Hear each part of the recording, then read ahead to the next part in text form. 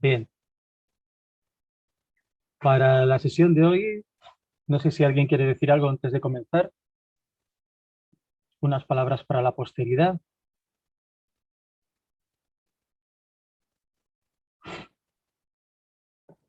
Bueno, como sabéis, lo que tenemos hoy es una descripción general sobre los métodos que hay de investigación en psicología y en cualquier otra de las ciencias del comportamiento que estudian el comportamiento humano, como puede ser el marketing, la economía en general también, la educación, antropología, etcétera. Y en muchos aspectos también disciplinas como la lingüística, las ciencias políticas, bueno, es un largo etcétera, sociología, que nos interesan el comportamiento humano y que tenemos como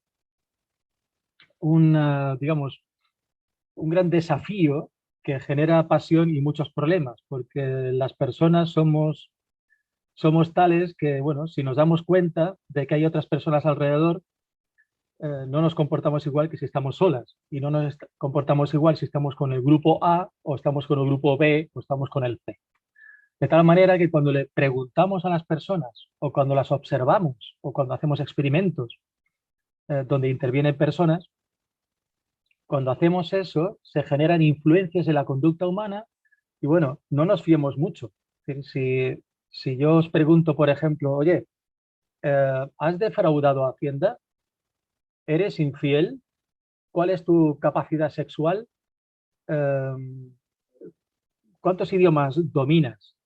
Etcétera. Yo puedo haceros muchas preguntas y escuchar vuestras respuestas y eso no significa que me tenga que tomar las respuestas de manera literal, porque cuando me respondes es posible que, por un lado, quieras construir conscientemente una imagen que no es real de ti misma, o puede ser que la construyas aunque no seas consciente de ello, puede ser que no tengas la información que se necesita para responder a la pregunta. Eso nos pasa con mucha frecuencia. No estoy hablando de un examen, sino que incluso las personas no nos conocemos demasiado a nosotras mismas y por eso nos damos sorpresas de vez en cuando. Claro, si no me conozco a mí mismo 100%, sino una parte que es variable, ¿no? Depende de quién estamos hablando y de qué faceta de la vida estamos hablando. Bueno, si yo me conozco a mí 100%, ¿qué tipo de información voy a dar a otra persona? ¿Verdad? Así que cuando preguntamos, cuando observamos, cuando experimentamos, cuando estamos investigando el comportamiento humano, nos encontramos con muchos desafíos y uno de ellos es en qué medida la información que me viene de esa persona, de ese grupo humano, es una información que yo tengo que tomar literalmente o no. ¿Y de qué manera yo estimulo que aparezca la información? ¿Qué tengo que hacer para llegar a la verdad, sea lo que sea eso? ¿Sí? Esto es un gran desafío. Esto no nos pasa cuando estamos investigando eh, no personas. Por ejemplo, resistencia de materiales. Y tienes una viga de hierro y la sometes a una presión para ver si esa viga de hierro aguanta o a ver cuánto aguanta. Y la viga de hierro pues no intenta aparentar ser de acero, eh, y no tiene que conocerse a sí misma para poder mostrar cuánto es capaz de resistir. ¿Sí? Bien, pues con ese gran desafío, imaginaos la cantidad de cosas que hemos hecho en las ciencias del comportamiento, la cantidad de ensayos, de pruebas, para finalmente encontrar pues, procedimientos que nos generen confianza. Procedimientos que todos ellos, uno tras otro, son válidos para algo, tienen potencia, pero que son limitados todos. Depende de quién los usa, el conocimiento que tiene, depende de para qué los usa, en qué contexto que esté buscando y las características del comportamiento que está estudiando. Luego, dependiendo de muchas facetas, será mejor un procedimiento que otro. Yo voy a presentaros un marco, voy a compartir pantalla. Bien, aquí tenemos un marco casi para asustar, ¿no? No he intentado ser exhaustivo.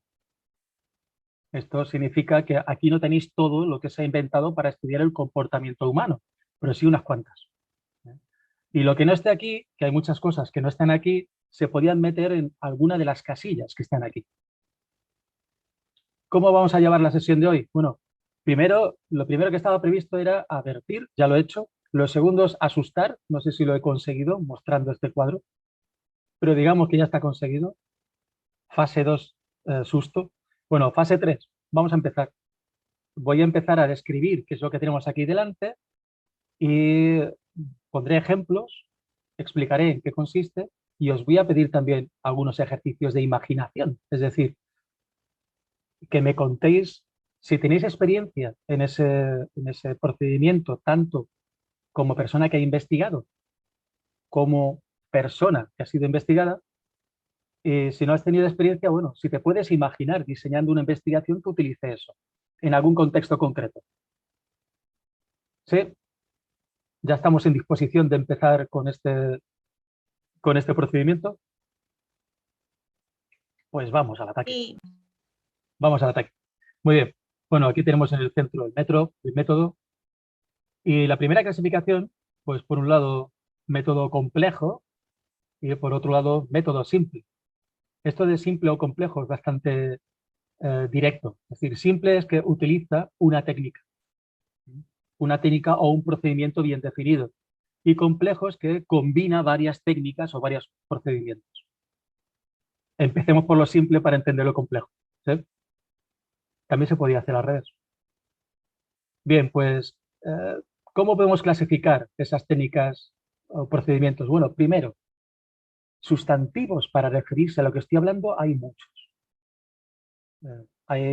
Podríamos decir, lo que tenemos aquí son métodos, pero hay personas que dicen, no, no, método solo hay uno, el método científico, el resto no son métodos, el resto son técnicas. Pero hay tanta complejidad en los niveles de las técnicas que una engloban a otras, que hay otras personas que prefieren decir, no, tenemos el gran método científico que se compone de varios métodos, que a su vez se componen en técnicas complejas, que a su vez se pueden dividir en técnicas simples. Otras personas utilizan otro vocabulario. Yo voy a intentar utilizar el sustantivo procedimiento. Un procedimiento de investigación. Y no voy a entrar en su complejidad, si está dentro de la jerarquía en el nivel 3, en el nivel 8, en el nivel 1. ¿Sí? Bien, pues de esos procedimientos, dentro del apartado simple, tenemos, por un lado, eh, los procedimientos que podemos llamar indirecto. Muy bien, pues estábamos diciendo que los procedimientos los hemos dividido en los procedimientos que se puede clasificar como complejos y aquellos que son simples. Y vamos hacia los procedimientos simples. Simple en el sentido de que se puede considerar como una unidad perfectamente definida que se basta, digamos, a sí misma, mientras que los procedimientos complejos son aquellos que combinan varias unidades simples. Y dentro de simple, pues lo he dividido en los procedimientos directos y los indirectos. ¿Cuáles son los indirectos? Aquellos que se nutren de los resultados de procedimientos directos. Esto también tiene otros nombres.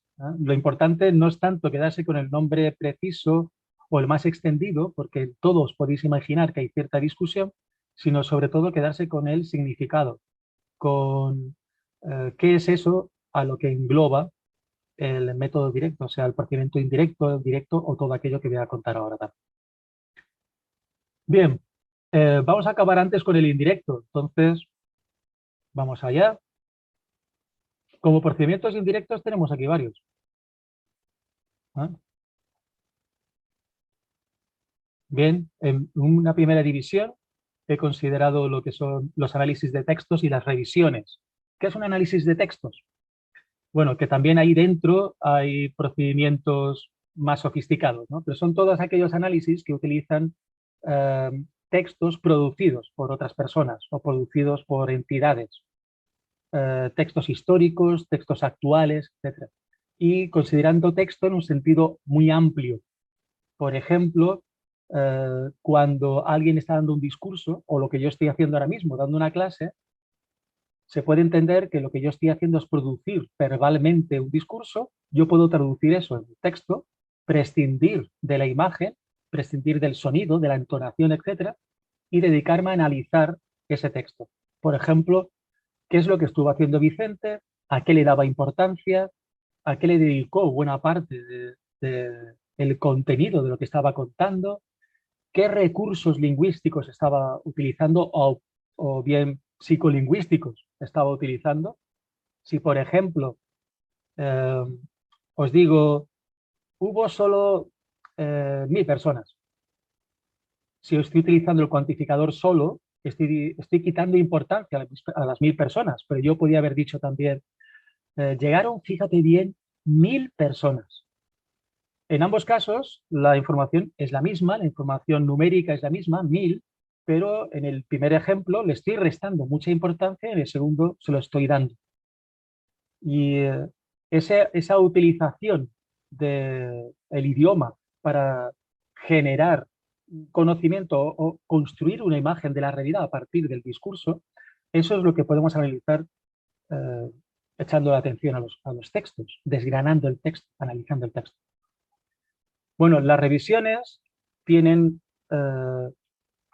parten de otro punto de vista. No tengo un texto, sino lo que tengo es una categoría de textos que puede estar definida por muchas variables. Por ejemplo, un tema.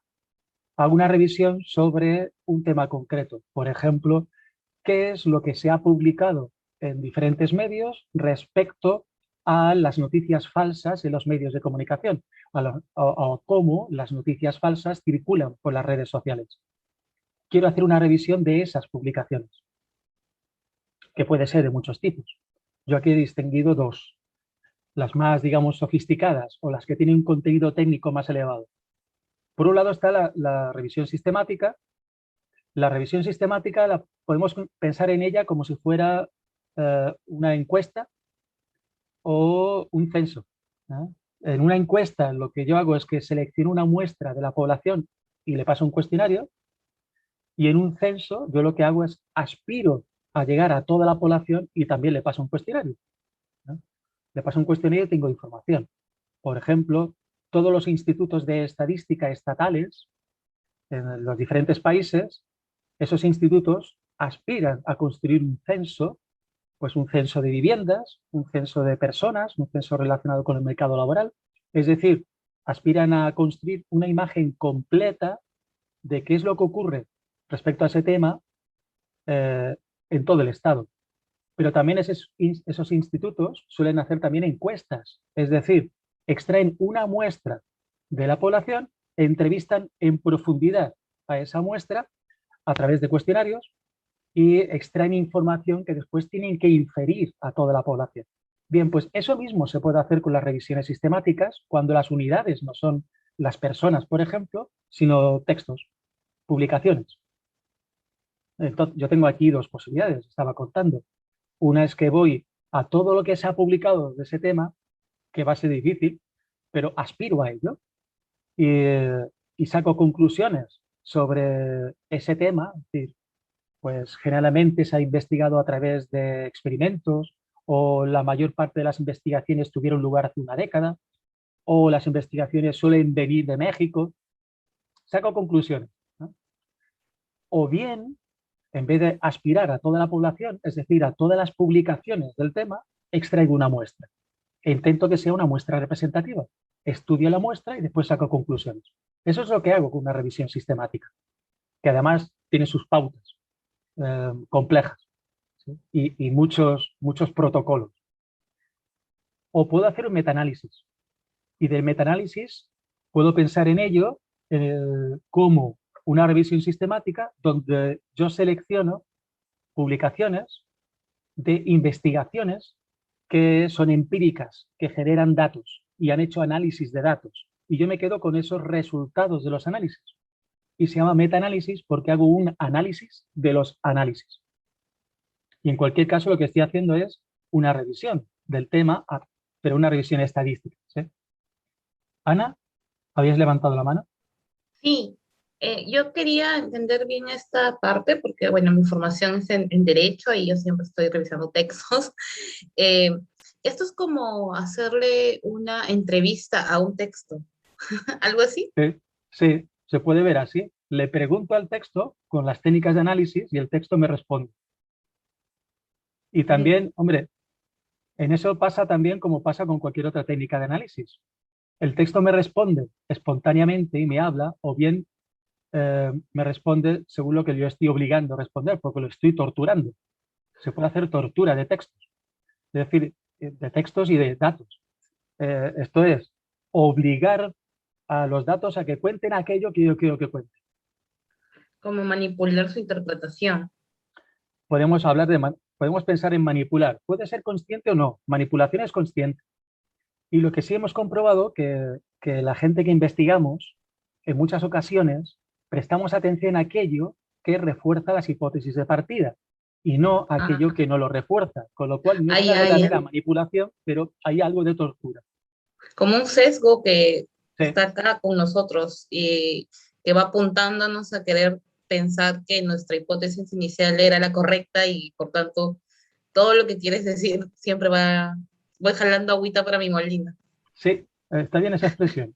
Generar agua para mi molino, ¿vale? También en Así es. España se dice, por ejemplo, barrer para casa, Ah, ya. que yo nunca lo he entendido muy bien porque, bueno, Se también supone que uno barre para afuera. sí, en fin. Bueno, pues fijaos, esto tan cortito es como se puede resumir los procedimientos simples e indirectos. ¿Eh? Utilizamos los datos que se han producido mediante otras investigaciones. Um, y, y esas investigaciones, sí, el método indirecto, ¿vale? En esas investigaciones es verdad que hay un gran apartado que se recurre mucho en la economía y que consiste a utilizar datos que se han generado por otras instituciones, realmente son grandes instituciones. Yo he mencionado los institutos nacionales de estadística o estatales de estadística, pero también hay organizaciones internacionales como el equivalente al Instituto Europeo de Estadística, la Organización Mundial de la Salud, el Banco Mundial, el Fondo Monetario Internacional, la UNESCO, etcétera. Hay grandes instituciones internacionales que manejan grandes bases de datos y estas grandes bases de datos son muy utilizadas por diversas investigaciones. Si realmente vas a los datos originales, no sería el método indirecto. Sería método indirecto si tú lo que utilizas son los reportes o los datos derivados de estas grandes bases de datos, pero no los datos originales. Bien, vamos al otro gran apartado que es lo que nos va a ocupar realmente, que son los métodos o los procedimientos directos. Aquí hay uno que vamos a acabar rápido, que es el de la simulación. ¿Qué es simular? Bueno, pues te inventas datos. No es tan sencillo, no es que esto suena regular, ¿no? Hombre, si me invento datos, voy a inventarme aquellos datos que me generen confianza en que voy a sacar las conclusiones que me interesan, sean reales o no. La cosa no funciona así, sino la simulación tiene dos grandes etapas, con muchas subetapas. En la primera lo que tengo que hacer es intentar recoger la máxima información posible de la realidad que quiero simular después. Por ejemplo, imaginaos, bueno, voy a contarla, o menciono la tesis de un colega que hizo una simulación de la depresión. Bien, ¿qué es lo que hace? Tiene que conocer muy bien cómo funciona la depresión. Y para inventarse un ser en el ordenador que está deprimido. Por ejemplo, una de las cosas que ocurre en la depresión es la existencia de pensamientos cíclicos, de que la persona se mete en una espiral donde está dándole vueltas al mismo tema. O, por ejemplo, el placer en el dolor. Es decir, que hay algunos pensamientos autodestructivos que se observan incluso con investigaciones a nivel cerebral, biológico, que generan placer, que mueven los mismos elementos, que liberan las mismas sustancias, tienen el mismo comportamiento, digamos, micro, eh, que ocurre, que se observa cuando estamos en una situación que claramente delimitamos como placentera. No tiene el mismo nivel, pero sí la misma cualidad. Bueno, imaginaos que estudiamos la depresión a niveles profundos, que sabemos muchísimo de la depresión, como estos dos casos que he comentado, como los pensamientos cíclicos o el placer de la autodestrucción. seguimos completando el tema, bueno, y ahora inventamos a un ser, lo metemos en el ordenador, lo diseñamos en el ordenador, y ese ser debe comportarse de tal manera que ante circunstancias del contexto va a reaccionar con pensamientos psíquicos o con, vamos a llamarle, microplacer, ¿sí? Bueno, si lo hemos simulado bien, podremos, si lo hemos implementado bien, digamos así, esa porción de la realidad, después podemos estimularla y ver qué ocurre. ¿Qué ocurriría si una persona depresiva se encuentra en la situación A? Bueno, pues creamos la situación A y se la presentamos a este ser que solo existe en el ordenador y vemos qué hace. Y vemos qué ocurre con sus pensamientos cíclicos y vemos qué ocurre con el resto de las variables que hemos incluido en el sistema. Se puede hacer, por ejemplo, para otra investigación real, para ver cómo se puede incrementar el bienestar de la población migrante. Bueno, pues se hizo un modelo matemático y en ese modelo se implementaron un montón de informaciones, de datos que se tenían del contexto de muchas variables. Por ejemplo, cuál es el color o el sesgo o la característica ideológica del partido que está en el poder en ese municipio. ¿Cuál es el porcentaje de migrantes? ¿Cuál es la renta per cápita? Etcétera. Y se incluyen variables que se han visto en las investigaciones que tienen consecuencias en el bienestar migrante. Se meten todas las informaciones en el paquete y tenemos ya un sistema que simula, que imita la realidad y tomamos decisiones. ¿Qué ocurriría si, por ejemplo, el gobierno del municipio toma este tipo de decisiones? Implementamos esa pregunta en el sistema y el sistema nos responde. Nos responde diciendo, bueno, pues el bienestar migrante subiría o bajaría 3 puntos, 0,5 subiría el bienestar de la población autóctona, etcétera, etcétera. Incluso una evolución a lo largo del tiempo. Esas son las cosas que se hacen con simulaciones, ¿no? Dentro del comportamiento humano. Ana. Sí, y este tipo de procedimientos, ¿no? Dijo que era el término que usted prefería utilizar. ¿Para qué tipo eh, no sé si son áreas temáticas o cuál es la utilidad? Porque yo entiendo que uno va eligiendo un método en función de, bueno, primero qué es lo que quiere investigar, pero también con un poco, eh, con una finalidad, con una justificación, ¿no? Entonces, ¿para qué tipo de investigaciones se utiliza este tipo? Nunca lo había escuchado. Vale. Esta investigación responde a la pregunta ¿qué pasaría si? O sea, siempre que yo tenga una pregunta del tipo ¿qué pasaría si? Podría hacer una simulación. Ok. No es suficiente, es decir, un procedimiento de investigación muy exigente porque es muy dependiente de la información que se introduzca y por lo tanto esa información debe ser muy actual y debe ser lo más válida posible y lo más suficiente posible. Sabiendo que la suficiencia y la validez nunca llegan a tocar el valor máximo, entonces es un procedimiento, bueno, como todos los demás, imperfecto. ¿Sí? Si Sí, tenemos el sí. conocimiento como equipo. Es decir, yo a lo mejor no lo tengo, pero lo tiene pues María, que está trabajando conmigo, y entonces María puede implementar los modelos. Si tenemos el conocimiento procedimental y tenemos los datos, la información, eh, y tenemos el objetivo, entonces podemos llegar a subdar. ¿Sí? Obviamente, cuanto más complejo, pues más difícil. Y si las preguntas son más extrañas, ¿no? ¿Qué pasaría si el planeta Tierra fuera invadido por una civilización extraterrestre, eh, digamos, amiga? ¿Cómo simulamos eso? ¿Qué hacemos? ¿Qué implementamos en el sistema? ¿Y en qué nos podemos basar que se pueda parecer a una invasión extraterrestre? ¿Sí? O sea, si estoy pidiéndole algo demasiado raro, lo que me va a dar este procedimiento también es un resultado muy raro. Hola, ¿se me oye? Ok. Muy bien. Hola, Hola, soy Ismael. Es ¿qué que, tal, Ismael? perdona, que es que me acabo de unir a la reunión hace un minuto porque no me había llegado el correo con el enlace, no sé si un fallo de mi Gmail o algo. Y entonces, ahora que te estoy escuchando, bueno, yo te quería preguntar, porque como me he perdido la introducción, en este tipo de simulaciones, bueno, serían simulaciones, ¿no? Digamos. Sí, simulación. Sí. claro, incluso algo que no sea tan raro como lo de la invasión alienígena, sino algo como lo que has mencionado de, creo que justo cuando me uní estabas mencionando algo de la depresión y tal. Claro, para poder hacer una simulación sobre cómo respondería un cerebro a lo mejor a un estímulo determinado, un tipo de terapia, supongo que la cantidad de datos que se necesitan para poder hacer la simulación es tal que incluso a lo mejor es humanamente imposible recopilarlos todos o tener conocimiento de ellos según cómo está la ciencia actualmente, porque quiero decir, para saber cómo va a responder una persona o cuánto tiempo se predice que va a durar una depresión, hay tantos factores de tantos tipos distintos que a mí, si alguien me plantea la posibilidad de hacer una simulación con esto, le diría que es una tontería. No sé si me explico.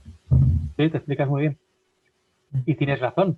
Pero eso no es propio de la simulación, es propio de todo. Ya veremos una sesión posterior, cuando estemos hablando de las variables y del contexto. Toda investigación es una reducción y una simplificación. La realidad es infinitamente compleja, porque todo está relacionado con todo. Seguro hemos escuchado lo del efecto mariposa, que se define diciendo, bueno, pues el aleteo de una mariposa puede provocar un huracán en el otro extremo, ¿no? En las antípodas. Bien,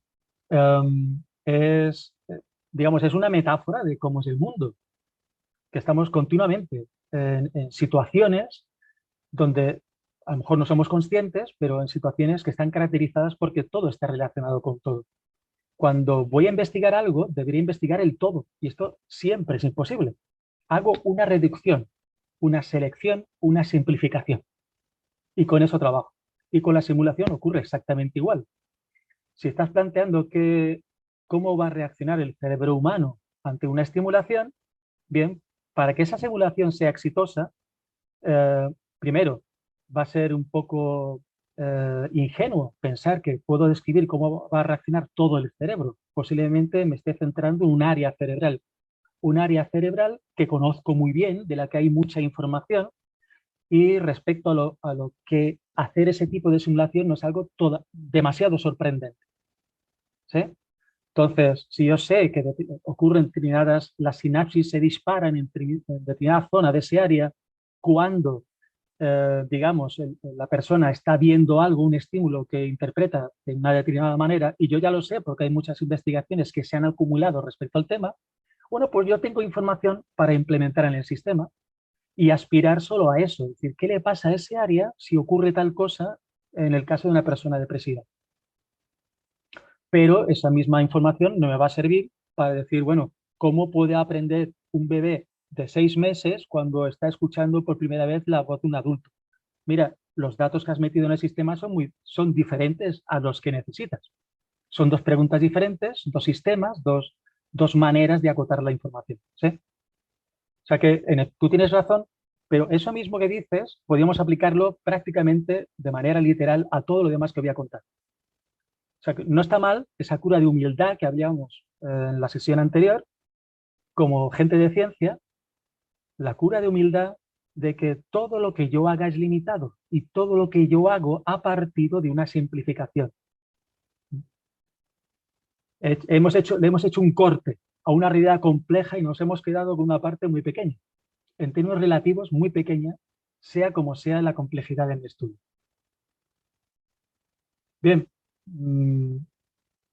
iba a decir, bueno, no hace falta detenerse mucho en simulación, pero estamos aquí para aprender investigación, entonces vamos a detenernos todo lo que queráis. Somos gente libre, venimos para aprender, pues vamos a aprender lo que queramos aprender. ¿Sí?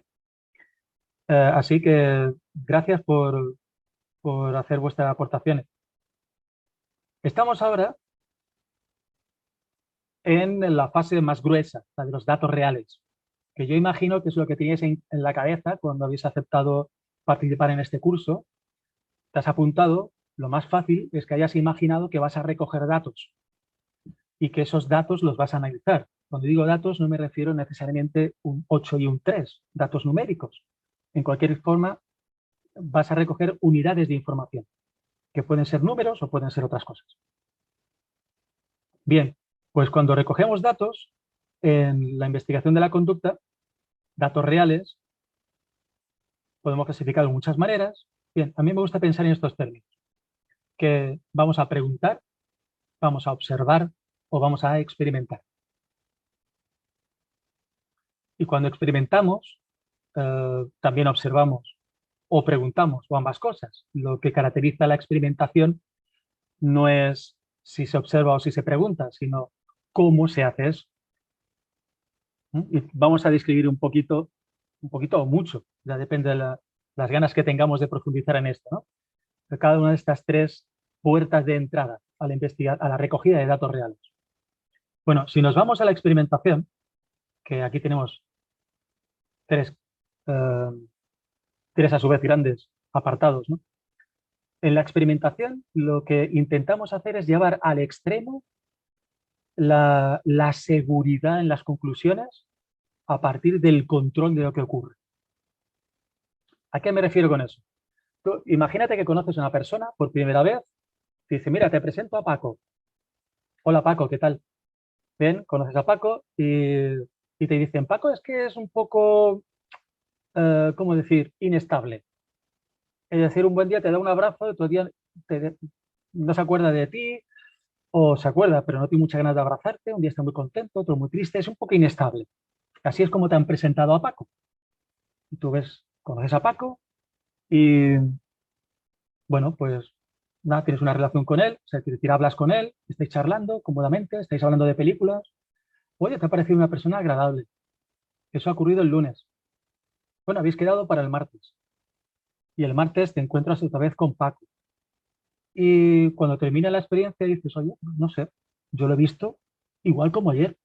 Es decir, una relación muy agradable, una conversación interesante, me gusta como amigo. Llega el miércoles y te encuentras otra vez con Paco y la impresión es la misma. Y así 2 semanas seguidas.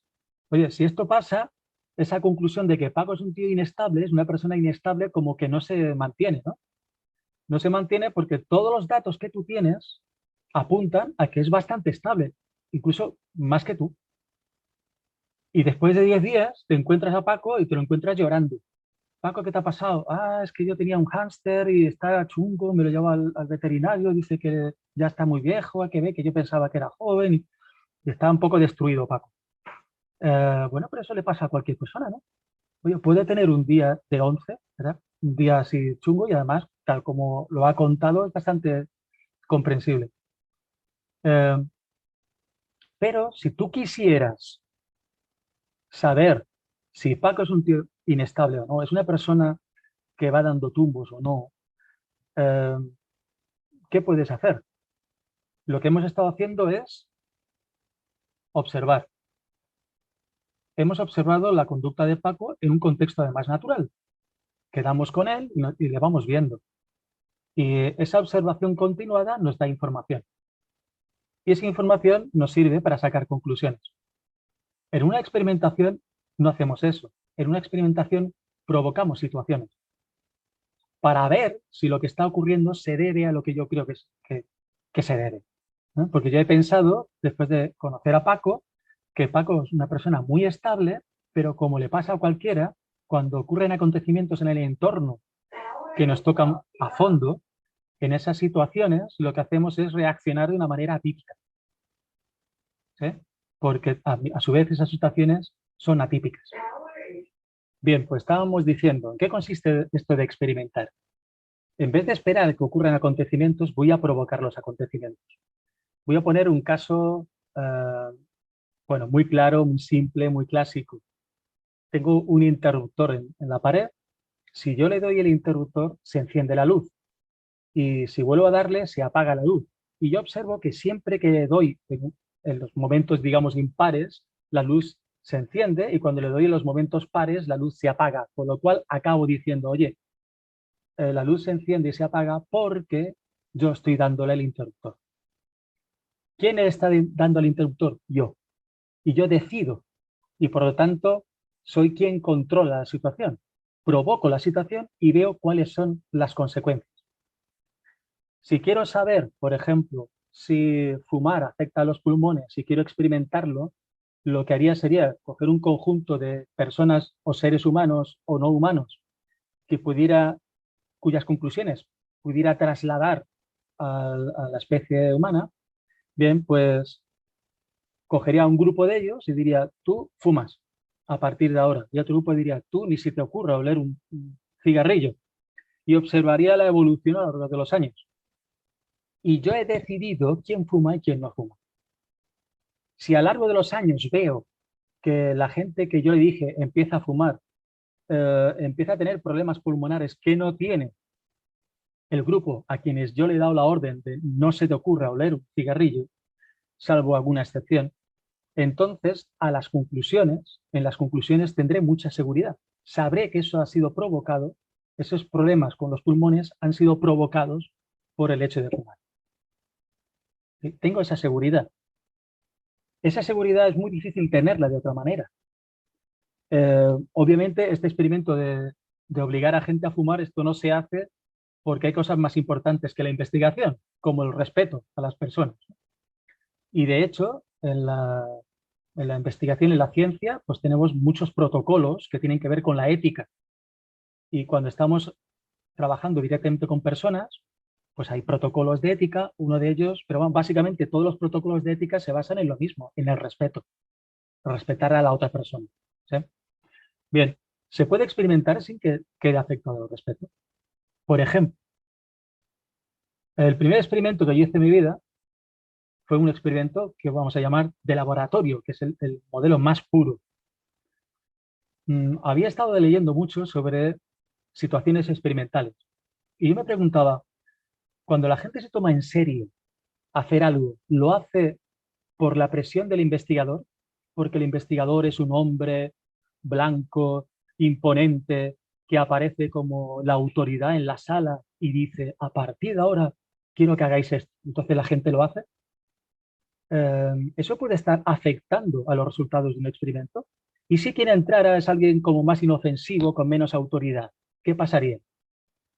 Bueno, pues se me ocurrió lo siguiente. Le pedí a dos personas que actuaran como investigadores. Uno era un hombre, la otra persona era una mujer. En el contexto cultural en el que estamos, nuestra cultura, el hombre infunde más autoridad que la mujer.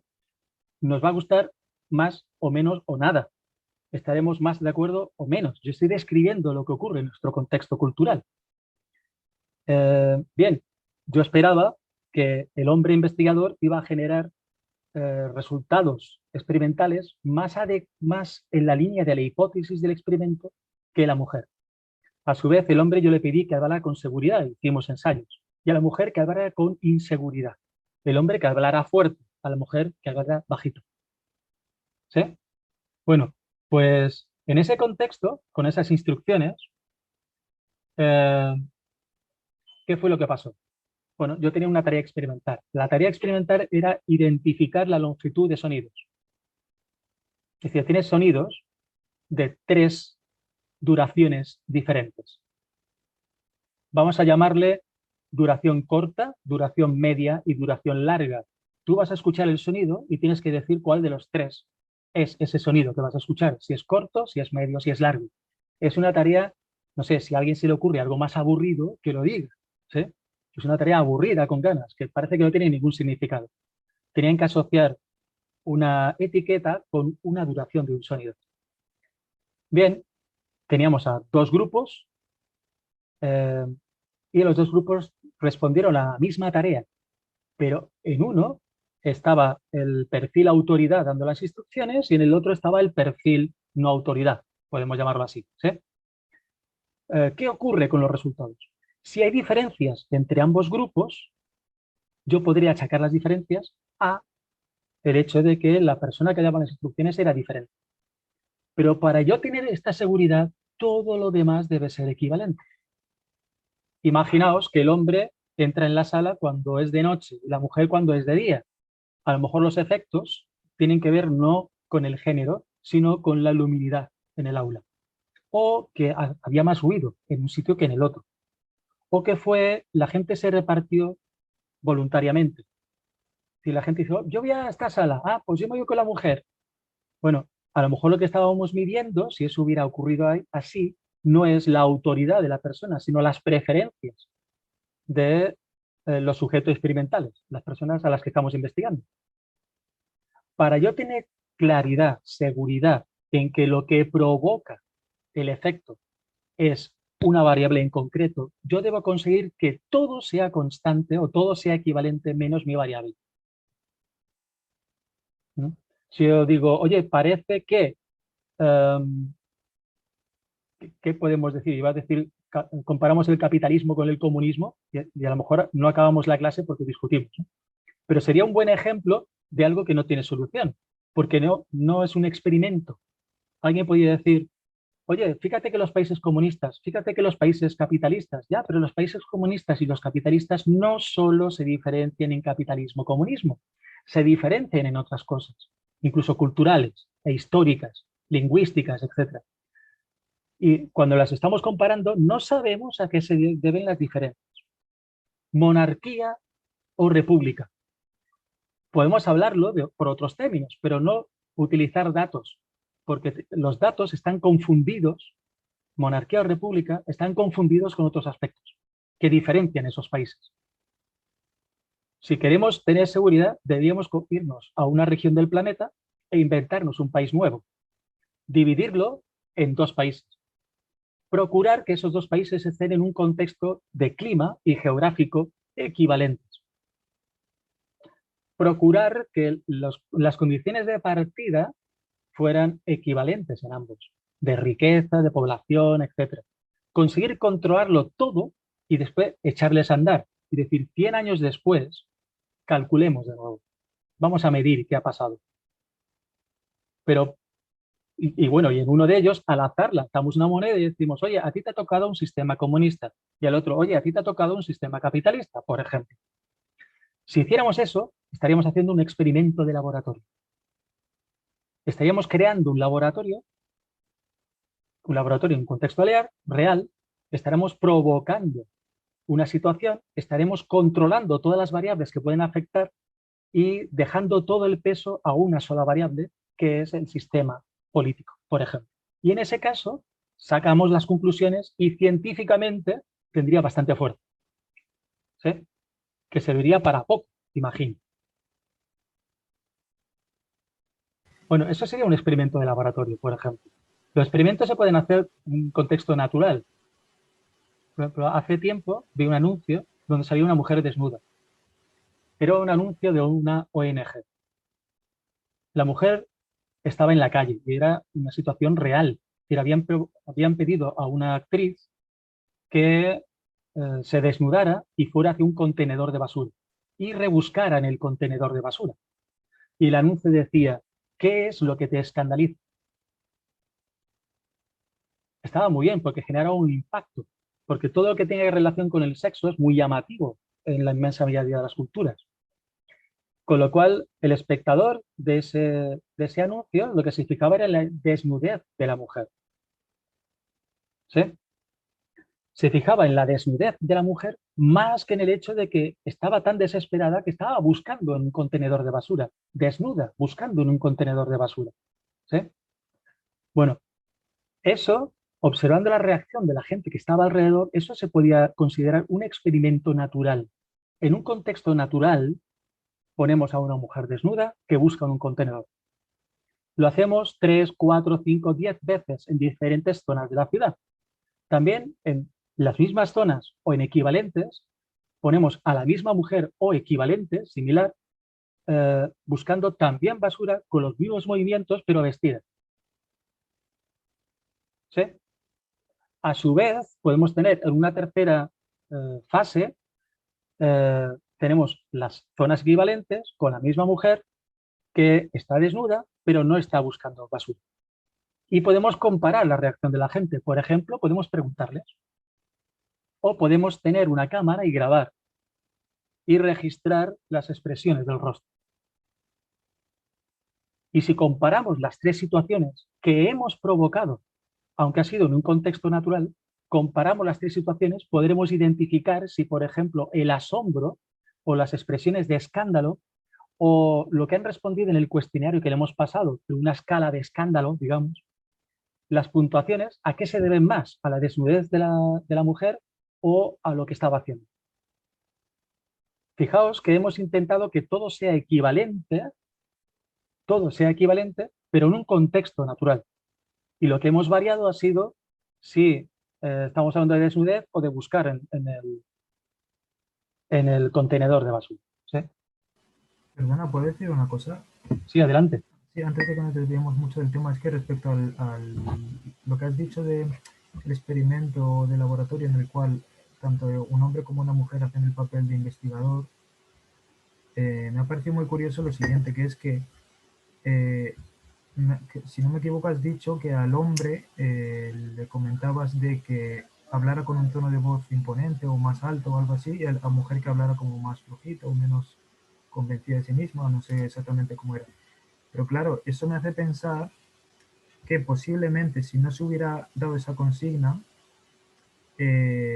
a lo mejor el resultado hubiera sorprendido. Bueno, no sé si de hecho lo has terminado de comentar cómo fueron los resultados, pero como que el resultado podría haber sorprendido por lo que sea y no parecer que a la mujer se la tenga menos en cuenta o imponga menos autoridad, pero al decirle al hombre que hable como con más seguridad o lo que sea, ya estamos confirmando nuestro propio sesgo de que el hombre impone más autoridad. No sé si me explico. Es decir, aparte de la hipótesis del experimento, teníamos paralelamente una hipótesis sobre el diseño, dando por hecho que el hombre siempre impone más respeto, cuando posiblemente, a lo mejor, el resultado en ese contexto determinado en el que se hizo el experimento puede haber dado la sorpresa y no, y que hombre y mujer sean exactamente igual a la vista de los participantes.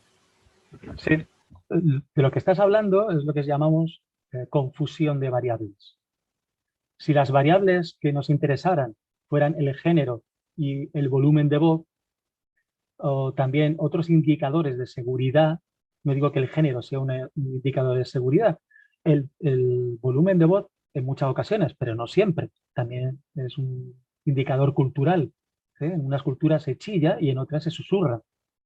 Bien, si usamos indicadores de seguridad, el volumen de voz y el género, y se observan diferencias, no vamos a saber a qué se debe, si ha sido al género, si ha sido al volumen de voz, si ha sido a los indicadores de seguridad, no vamos a saberlo. Como lo que se intentaba era saber si las características de la persona que da las instrucciones influyen, no importaba tanto si era por unas variables o por otras, siempre y cuando no fueran extrañas. Es decir, imagínate que llego a clase pues con un fusil y apunto a la gente, entre ceja y ceja, ¿no? Y digo, vas a hacer esto ahora. Bueno, eso es algo que no se va a hacer nunca en una investigación, ¿no? Ir a la investigación con armas. Y entonces, ¿qué sentido tiene investigar si cuando el investigador aparece con armas o sin armas, eso afecta? ¿No? Sino, como lo que queríamos investigar era en qué medida las características de la persona que da las instrucciones puede afectar, pues está bien, se reunían varias características, aunque no sepamos a cuáles de ellas se deben los efectos. Pero si lo que hubiéramos querido saber es si el volumen de voz o si el género o si los indicadores de seguridad o de confianza en sí misma o en sí mismo, si esos indicadores afectan, entonces lo hicimos mal, porque variamos todo al mismo tiempo. Y al variarlo, yo no sé a qué se debe la diferencia. Y entonces en ese caso decimos nos hemos confundido y se habla de confusión de variables. Todo lo que estamos mencionando es amplísimo, ¿sí? Pero yo creo que estamos dando teclas para entender los desafíos a los que nos enfrentamos cuando estamos investigando el comportamiento de personas. ¿Sí? ¿Qué tenemos en el cuasi experimento? Bueno, tenemos la intención de hacer un experimento natural o más frecuentemente de laboratorio cuando los grupos son lo que se llaman naturales, grupos naturales. ¿Qué es un grupo natural? Es un grupo que yo no he podido provocar, sino que ya venía como grupo. Si yo quiero saber, por ejemplo, si el alcohol afecta en los reflejos, recibo a 100 personas y las divido en 3 grupos de 33 personas. Bueno, pues recibo a 99, ¿vale? Para no partir a nadie. Hay 99 personas y las divido en 3 grupos de 33. Al primer grupo, pues están en una sala, pues lo están pasando bien, todo el mundo está viendo una película o varias, o series, o jugando al parchís o al ajedrez, y así están 2 o 3 horas. Comen, etcétera, sin alcohol. Y al cabo de 3 o 4 horas, a uno de los grupos lo mantenemos sin consumir alcohol, el otro de los grupos se bebe el equivalente a una botella de whisky individualmente y el otro grupo, digamos, el equivalente a una cerveza y media un vaso de cerveza y medio. ¿Sí? Bien. Si observamos, después le sometemos a una situación de reflejos. Tienen que responder a un programa de ordenador donde aparecen estímulos rápidos, tienen que pulsar teclados. Bien. Y eso requiere reflejos. Si hay diferencias entre los tres grupos, en los resultados, yo podré decir, ajá, las diferencias se deben a lo único que ha variado entre los tres grupos, que ha sido el consumo de alcohol. Consumo que yo he controlado. Pero esta conclusión se me cae si resulta que los grupos eran naturales, ya venían hechos. Imaginaos, voy a poner un ejemplo muy exagerado, que el grupo que más consumió alcohol era el grupo de los tolerantes, los alcohol tolerantes, que tienen un club, que son capaces de beberse un barril de cerveza y permanecer impasibles. Incluso con los reflejos sin tocar, que ya los tienen medio destrozados. ¿Sí? Pero no les afecta el consumo de alcohol. Imaginaos, es un grupo natural, ya viene con sus características. La fuerza del experimento de laboratorio, y si lo hacemos bien, el natural, es que yo he repartido a la gente según un criterio en los diferentes grupos, garantizando que los grupos son equivalentes.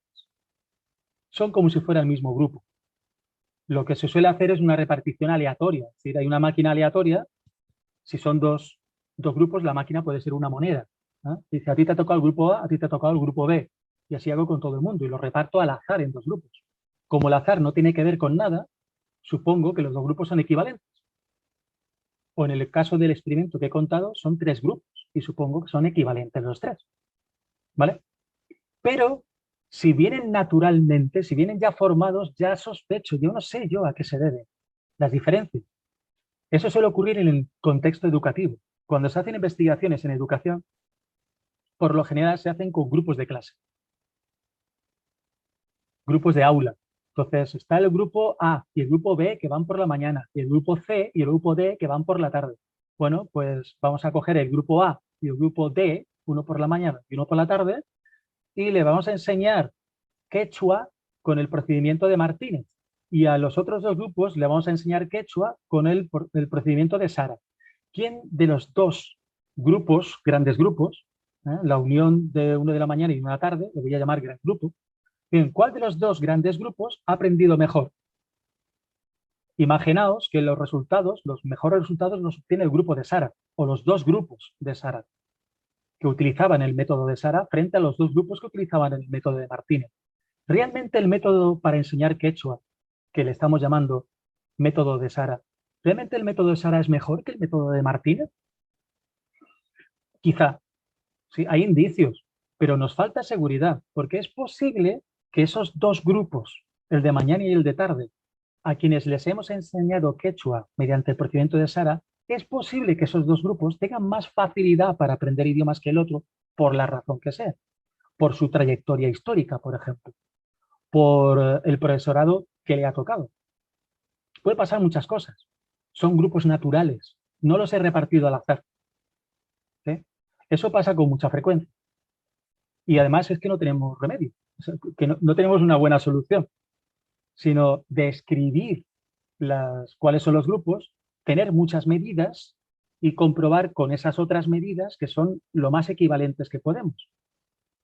Por ejemplo, ¿qué influye en el aprendizaje de idiomas? Los idiomas que ya sabías, lo cercano que esté tu idioma materno al L2, al segundo idioma que vas a aprender, etc. Si consideramos que hay una serie de variables que me pueden explicar el éxito en el aprendizaje de un idioma, lo que puedo hacer puede ser medir esas variables en todos los grupos que participan, que son naturales. Si tengo cierta confianza, gracias a esas medidas, que los grupos más o menos son equivalentes, los acepto como si fuera un experimento, pero fijaos que le llamamos cuasi experimento. Es casi un experimento, pero se me escapan cosas. Y con esto, bueno, con esto terminamos lo que serían los experimentos. Esa entrada de experimentar, que les digo que eso no es lo que vamos a aprender en este curso. En este curso vamos a aprender sobre todo otro sistema que resulta más accesible. Hacer un experimento es difícil, requeriría su propio curso, pero requiere más medios. Por lo general, un experimento es más exigente en términos de técnicas, de recursos, incluso materiales, aunque se pueden hacer de otro modo. Y como no podemos con todo, pues bueno, hemos decidido los métodos más de interrogación, de preguntar qué es lo que tenemos aquí al final. ¿Qué tal? ¿Cómo lo lleváis? Porque llevo hablando un buen tiempo, suficiente como para aburrir a cualquiera. ¿Va la cosa bien? Sí, es muy interesante todo, en mi opinión. Sí, todo bien. Me alegro. Bien, ¿cuál es el siguiente método que tenemos por aquí? La observación. Antes de entrar en el último, os pediré un ejercicio. ¿Eh? Bien, en la observación he considerado solo dos cajones. ¿Eh? Observar, bueno, no lo voy a definir porque parece que lo entendemos todo el mundo, que es observar. Observar, bueno, no solamente mediante la vista, que es lo que solemos pensar, sino también observar mediante el resto de los sentidos. Podemos utilizarlos para observar, es decir, para recoger información que no hemos provocado, sino que aparece, que está ahí y lo observamos. Tenemos la observación más, digamos, positivista, que pues, se puede llamar, entre otras posibilidades, observación a priori, en la cual intentamos controlar todas las variables que podamos. Entre ellas, variables, lo principal son variables contextuales del contexto, donde tiene lugar la situación, pero no la conducta en sí, sino el contexto, y vemos qué ocurre y anotamos lo que ocurre. Como las personas nos cansamos de estar observando, que es muy exigente, y además toda persona tiene su sesgo, tiene su tendencia, pues, por ejemplo, hubo una época en mi vida, o un momento en mi vida que descubrí que para mí no existen los zapatos de los demás. Fue muy sorprendente escuchar a personas hablando de los zapatos que lleva otra gente. Y fíjate, ¿qué zapatos? Oh, mira qué tal. Oh, eso está sucio. Y por primera vez en mi vida empecé a mirar abajo y a ver que la gente en los pies tiene los pies cubiertos por cosas que se llaman zapatos. Y tú me estás escuchando y dices, vale, un tío más raro. Yo creo que debe haber más gente, ¿no? Que no se fijan los zapatos. Pero a partir de ese momento, de vez en cuando, me detengo a mirar zapatos de la gente que camina. Y es verdad que es un mundo interesante. Igual como mirar hacia arriba, sin golpearte con los árboles. Mirar hacia arriba y descubrir que la ciudad tiene plantas altas, tejados, las construcciones son muy interesantes. O sea, estar mirando en perspectivas en las que no te habías acostumbrado hasta la fecha abre un mundo nuevo en el mismo barrio donde tú vives. Bien, yo no me había fijado en eso, pero yo tengo la enfermedad de las cajas. Como ha habido una época en mi vida que me he mudado mucho, soy capaz de ver una caja de cartón donde nadie la ve. No importa dónde esté, digo, ahí hay una caja de cartón. Qué bien me vendría si estuviera de mudanza. Entonces tengo una tendencia y facilidad en darme cuenta, en percibir cajas de cartón que otras personas a mi alrededor no la tienen. ¿Qué ocurre si cogemos a personas que se fijan en cajas de cartón y a personas que se fijan en zapatos y las ponemos observando lo mismo? Pues que posiblemente los reportes que hagan no sean los mismos y las conclusiones a las que lleguen no sean las mismas. Quien dice cajas de cartón y zapatos dice cualquier otra cosa, ¿sí?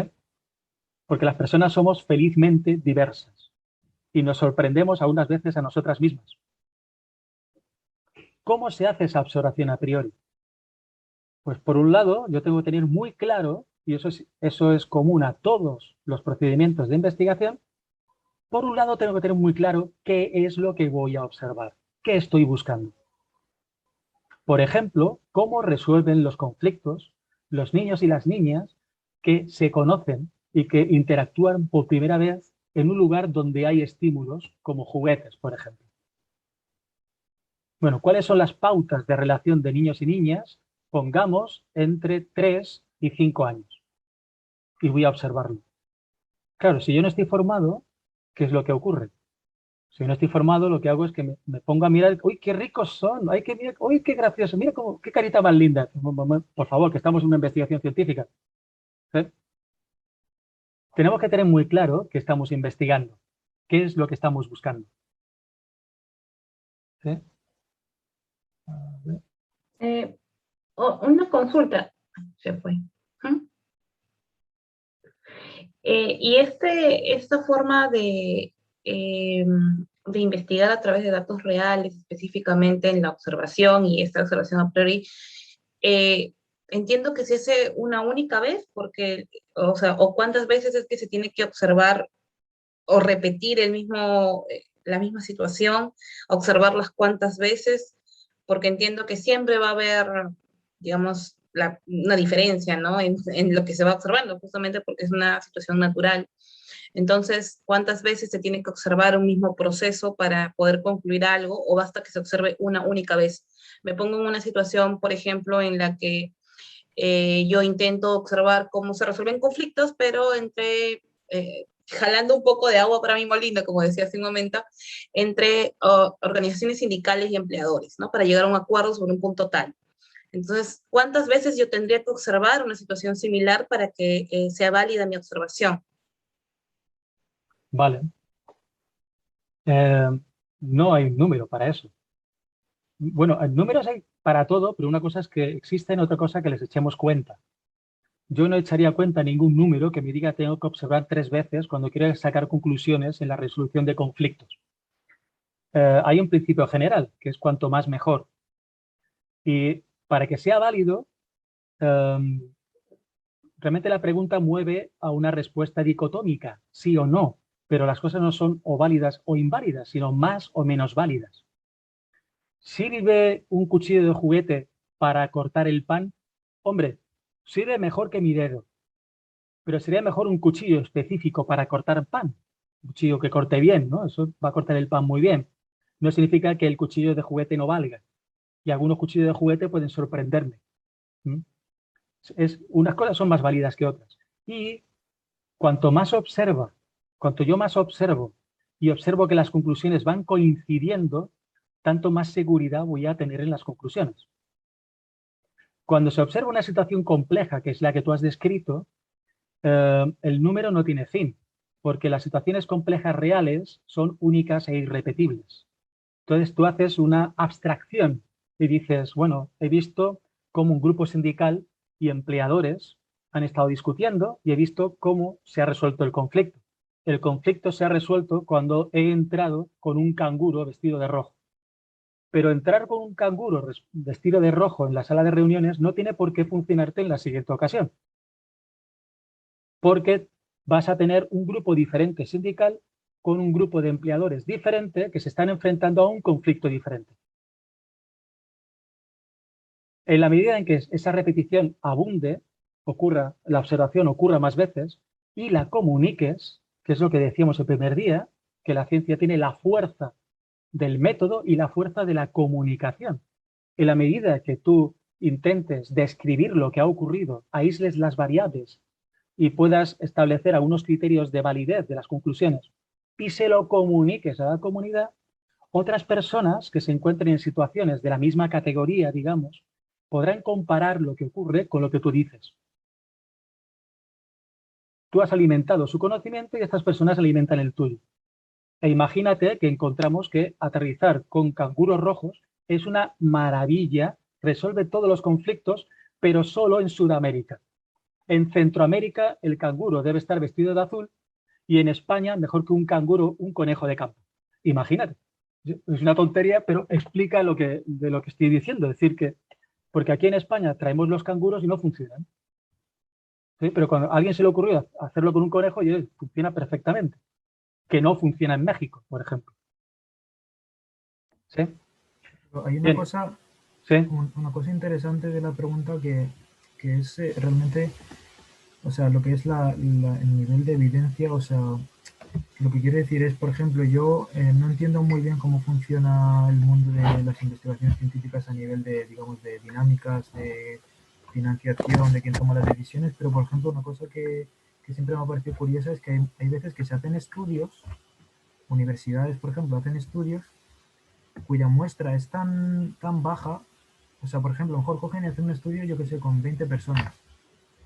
En vez de hacerlo, como sería mi opinión, mucho mejor, aunque hace falta que sea posible, pues con 50 personas, de las cuales sean 25 hombres, 25 mujeres, y que luego ese mismo estudio se replique en la otra punta del mundo, Entonces, claro, yo a veces digo, pero para hacer un estudio con 20 personas en una sola zona geográfica del mundo, para eso ni lo haces, ¿no? Porque realmente, por mucho que te dé un resultado claro, no te puedes fiar de esa conclusión, porque supongo que el nivel de evidencia es muy bajo. Entonces, no sé si ya están establecidos protocolos o no sé, o explicaciones sobre dónde empieza a considerarse un nivel de evidencia suficiente como para tener en cuenta esa conclusión. Vale, gracias Ismael. A ver, te voy a responder utilizando lo que he estado contando hasta ahora. Si todo es constante y solo varía el tamaño de la muestra, el número de personas, entonces yo te diría, a priori, me fío más de un estudio con 50 que con 20. Pero eso nunca ocurre así, nunca es constante. Habría que ver qué se está investigando y cómo se ha seleccionado esas 50 personas y qué se ha hecho en la investigación con las 50 personas y lo mismo con las 20. Y quizá llegamos a la conclusión de que el estudio con las 20 es más creíble que el estudio con 50.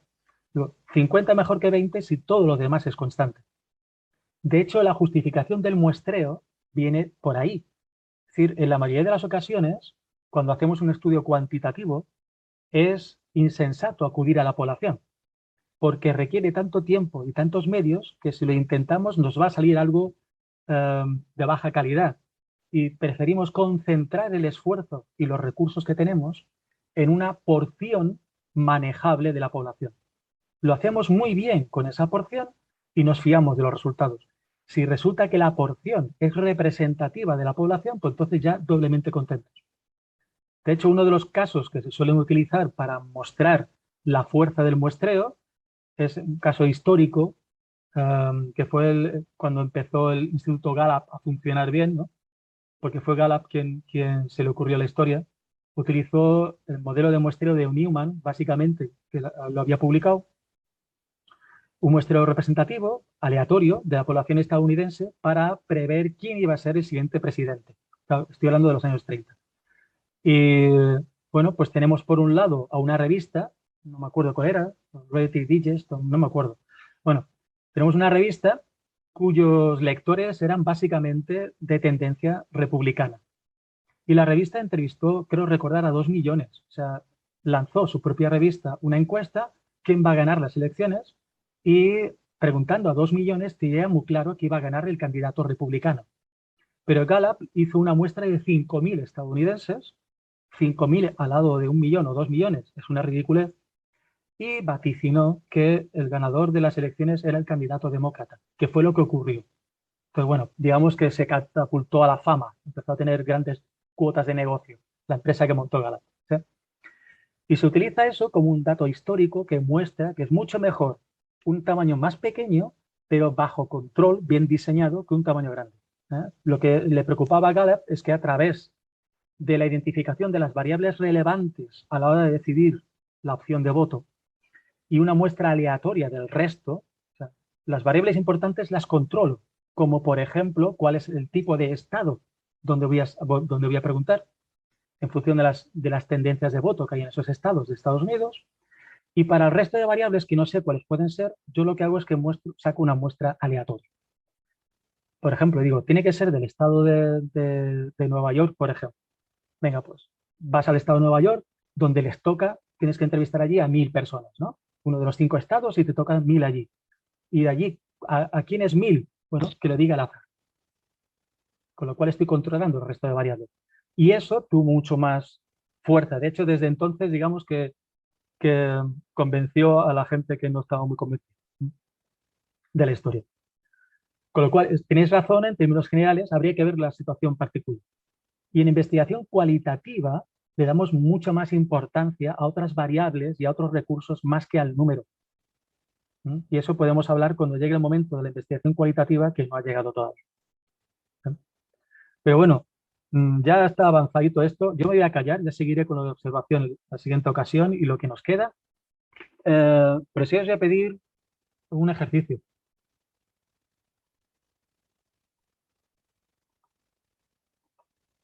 Voy a pediros un ejercicio de imaginación y de diseño.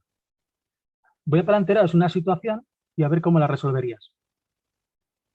Sí, va a ser un experimento, que es de lo que más hemos hablado en la sesión de hoy. Vale. Hablemos de parejas y de amor. ¿Qué es importante en una pareja? Para tú decir, oye, esto está funcionando bien. ¿Qué sugieres?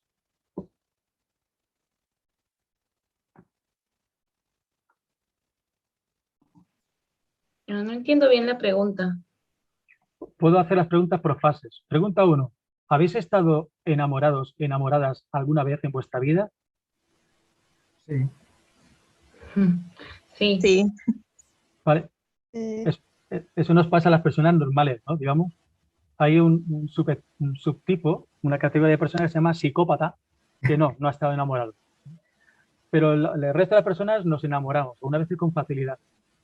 Bien, si has estado enamorado, sabes, has tenido esa experiencia, si has sentido el amor, ¿no? Vamos a pensar el amor de pareja. Bien, ¿qué me puedes decir? ¿Algún indicador, algún síntoma, alguna característica de una relación de pareja que dices, si eso ocurre, es que la relación está funcionando bien? O en otras palabras, ¿qué le pides a una relación de pareja para decir, esto me gusta? Una alta comunicación, una comunicación de lo que te agrada, lo que no te agrada.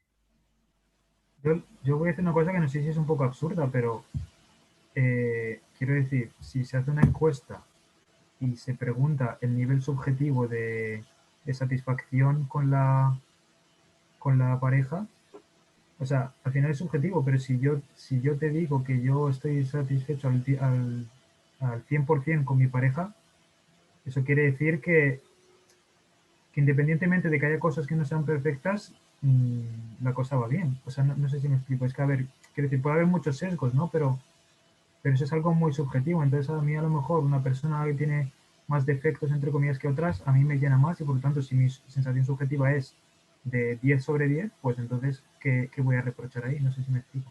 Sí, te explicas bien, pero mi pregunta no es en general. Es decir, ¿qué creéis que para una pareja en general, para el mundo mundial, es lo que mejor funciona? Sino tú qué valoras. Ana ha dicho la comunicación.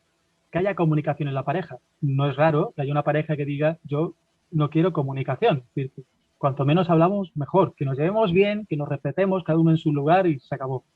Y eso para mí es una buena relación de pareja. Esto también puede ocurrir, ¿verdad? Pero vamos a imaginar que escogemos la comunicación. ¿Sí? Gracias, Ana, Ismael.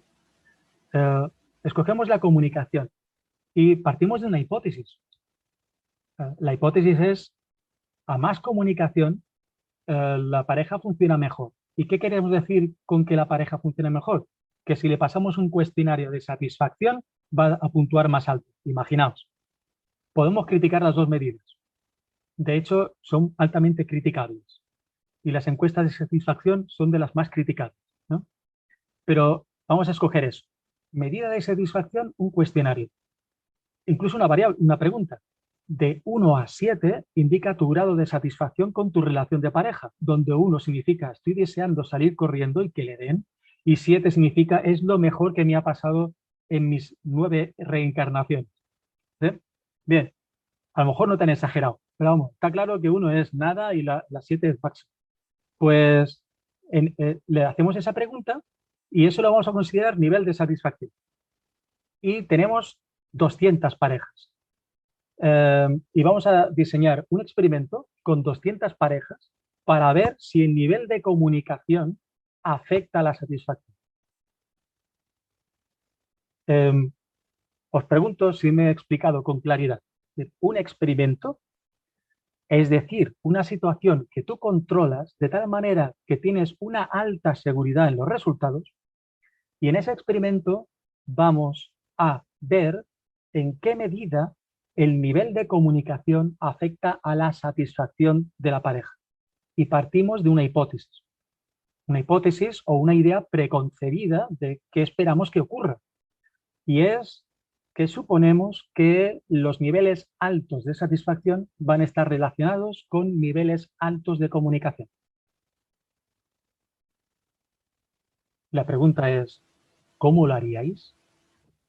¿Cómo diseñáis el experimento?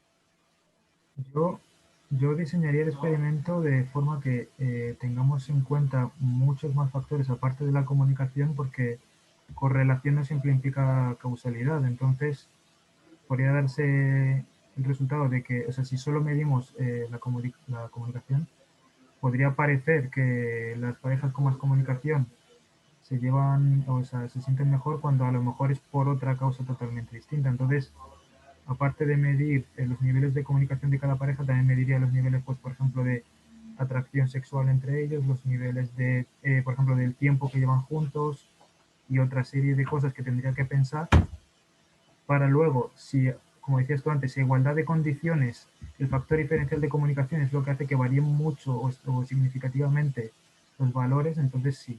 No sé si me... Sí. Eh, Ah, Esto Ana, sería como un experimento de laboratorio que mencionabas, es decir, o sea, no sé si por ahí va el tema, si es que la claro, pregunta es tipo, bueno, primero se ubico las 200 parejas, que sea presencial, las separo, no dejo que las parejas estén juntas al momento de realizar la encuesta. ¿A eso se refiere o se refiere al diseño mismo de la encuesta? eh, he dicho, diseñéis un experimento. Si os sale un experimento de laboratorio, pues será de laboratorio. ¿Sí? Un experimento, es decir, de tal manera, controláis la situación de tal manera, podéis garantizar la equivalencia de los diferentes grupos que montéis de tal manera que tenéis seguridad en las conclusiones. Salvando lo que está diciendo Ismael. Ismael lo que está es ejerciendo en este ejercicio como un abogado del diablo, decimos, ¿no? Diciendo un momento, pero puede pasar esto, puede pasar aquello, puede... Bien, está muy bien, es un buen ejercicio. Puede pasar de todo. Bueno, a ver cómo lo hacemos. Y es un reto que os planteo para resolverlo de aquí a la siguiente sesión. Voy a abrir un documento compartido. Voy a enviaros el enlace al documento compartido. Y lo que os pido es que diseñes la respuesta, es decir, yo lo haría de esta manera y que subas la respuesta al documento compartido. ¿Qué hacemos el resto? Bueno, el resto subimos nuestra respuesta y hacemos aportaciones a las respuestas del resto, que estén en eso mismo en la web. ¿Vale? Yo, Eso Vicente, suena una bien. consulta. sí, Una Antonieta. pregunta. Sí, es que exactamente, yo también haría de otra forma la investigación o el experimento dependiendo del tiempo, como indica mi compañero Ismael, del tiempo que tenga la pareja, ¿no? Entonces, cada uno tiene una percepción diferente de cómo va a realizar el experimento. Por eso es interesante que lo hagamos así, conociendo cada tipo de método, ¿no? En este caso. Bueno, esto es una, ¿cómo decirlo? Es arrinconaros, ¿sí? Es un ejercicio de presión. No nos va a Perfecto. salir perfecto, no nos va a salir perfecto, y no tenemos libertad en otras cosas que no sea hacer el experimento. Es decir, tiene que ser un experimento y de tal manera que podéis defenderlo. Esto es un experimento, lo que estoy diseñando. Si nos preocupan otras cosas, pues las podemos dejar ahí. Por ejemplo, si alguien dice, mira, yo es que necesito crear a las parejas. Es decir, tú, Paco, te vas a juntar con este, Juan. ¿No? Si a mí me gustan las mujeres, a partir de hoy te gustan los hombres y estás con Juan. Bueno, si nos da igual otros aspectos, pues adelante. Y si no nos da igual, dejamos constancia. Pero en definitiva, tiene que quedar claro que hemos diseñado un experimento. ¿Sí? Sí, entendido. Vale, eso lo hacemos de aquí a la siguiente sesión. Hombre, si lo hacemos el viernes que viene, unas horas antes, no va a dar tiempo de leerlo. Entonces, el consejo que doy es ahora en caliente, es el mejor momento para diseñarlo. Entonces, hoy mismo yo voy a enviar un enlace a un documento compartido y lo utilizamos para diseñar ese experimento. O sea, entiendo que este trabajo es individual. Cada uno va diseñando su experimento y a su vez, como segunda tarea, comentamos el experimento de otro. Sí, Una vale. pregunta, yo que es la primera vez que voy a diseñar un experimento, la forma de hacerlo, o sea, lo hago un poco intuitivamente, ya sea, digamos, en prosa o dividiéndolo por apartados, o sea, yo intento detallar al máximo posible cómo quiero hacerlo, pero a mi manera, o hay que seguir algún tipo de procedimiento. No, a tu manera. De hecho, le hemos dedicado muy poco tiempo. Yo creo que hemos tocado lo fundamental, pero muy rápido. Entonces, a tu manera. Lo que sí os pido es, aunque sea agradable leer un texto literario, si podemos exponer las ideas de la manera más concisa posible, mejor. Vamos, yo no espero un éxito de convocatoria, yo no espero que de aquí al viernes que viene aparezcan 100 diseños de experimento, serán bastantes menos, pero sean los que sean, que los leamos más o menos rápido. ¿Sí? Entonces no nos explayemos, sino seamos lo más sintéticos con suficiente. Perfecto. Una consulta también, es que yo no estuve en la sesión anterior, pero sé que armaron grupos para hacer el trabajo final. Creo que tengo entendido que al final vamos a realizar un trabajo de investigación sobre el comportamiento humano. Quería saber sobre eso porque nosotros en el máster vamos a tener una evaluación de esto. Entonces, para conformar el grupo, sí, yo había enviado un correo a la profesora, pero eso quería conversar con usted. Vale. Para este proyecto en sí, para jóvenes que investigan, JQuick, no hace falta formar grupos. Cosa diferente es que si estás en otro contexto, en una asignatura, con un proyecto docente, etcétera, que requiera formar grupos, eso es otro asunto.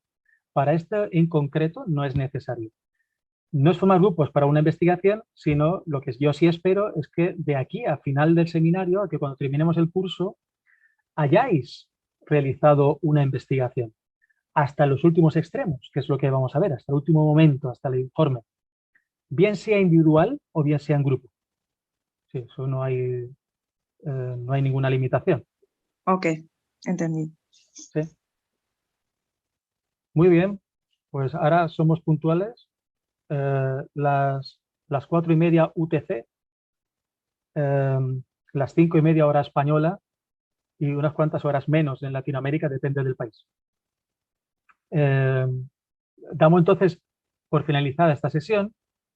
Yo no quería haber hablado tanto tiempo, pero por otro lado quería no pasar demasiado rápido por encima ni ocupar muchas sesiones en lo que es el mapa que he mostrado hoy. ¿Sí? Espero que tengamos un nivel de satisfacción medio. De momento no voy a pasar la encuesta. A lo mejor para no llevar un susto. Nos vemos entonces el viernes de la semana que viene. Sed felices sin moderación. Os envío el texto con el enlace al Drive, al documento compartido, ¿sí? Con las Sí. instrucciones. Gracias. Gracias. Pregunta, nosotros los alumnos, digamos, ¿tenemos alguna forma de algún foro de comunicación entre nosotros o algo así por si quisiéramos colaborar o preguntarnos cosas o algo así? Pues gracias por la pregunta, que me lo tomo como una sugerencia. Entonces, os enviaré otro mensaje con la respuesta, con la solución, con un método de comunicación. ¿Sí? De acuerdo, gracias. Gracias a ti, Ismael. Gracias. Bueno, Gracias. Gracias. Chao. Chao. Buenas tardes. Gracias.